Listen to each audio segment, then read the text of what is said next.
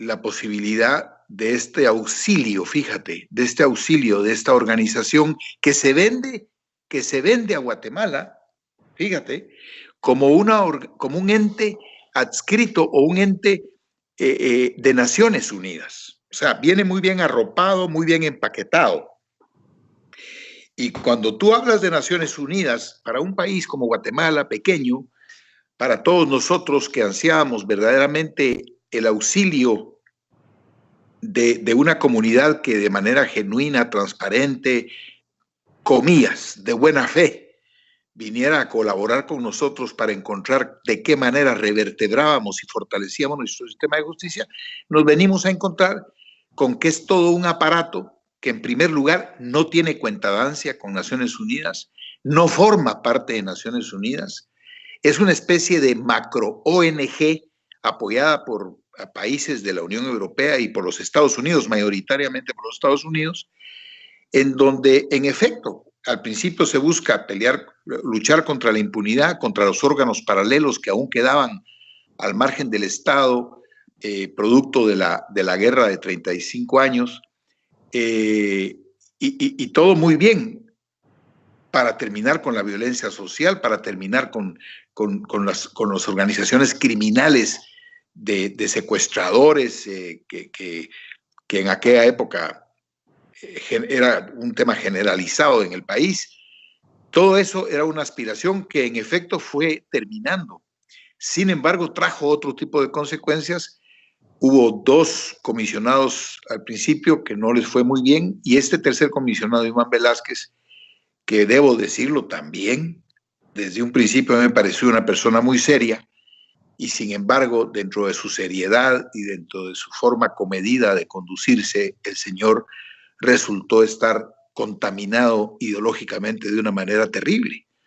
Entonces, se empezó a administrar justicia de una manera muy selectiva.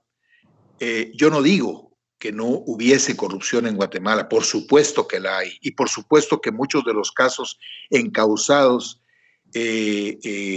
seguramente tienen razón de ser. Es decir, no podemos tapar el sol con un dedo, es una realidad que vive no solamente Guatemala, sino toda América Latina. Tenemos los ejemplos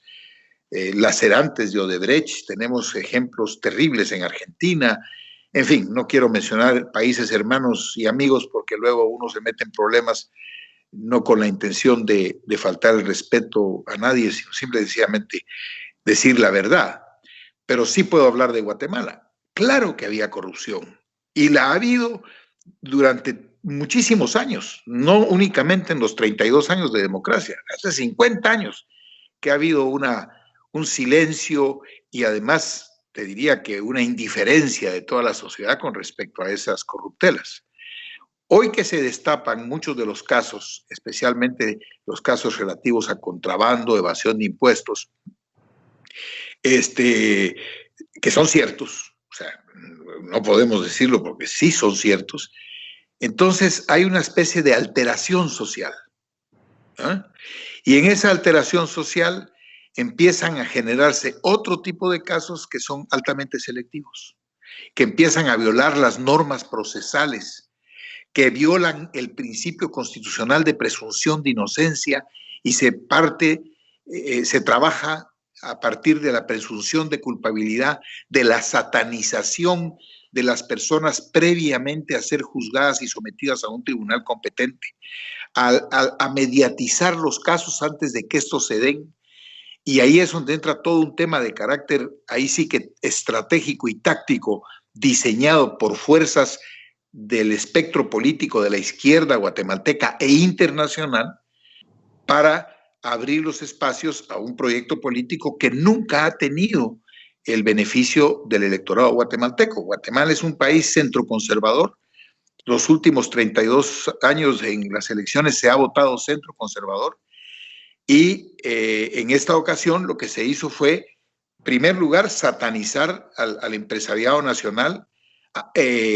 amedrentarlo y sembrar pánico en el empresario, acusando a la mayoría, te digo, los 10, 11 capitales más importantes del país están sentados en el banquillo de los acusados hoy en día, acusados de financiamiento electoral ilícito, en donde si tú ves el caso en profundidad y en detalle, te das cuenta que no hay absolutamente ninguna falta. Se le dio una colaboración a un partido político que finalmente llega al poder, como es el caso del actual presidente de Guatemala, pero el objeto de ese financiamiento era un financiamiento para auditar el proceso y que no hubiera posibilidades de hacer un fraude electoral.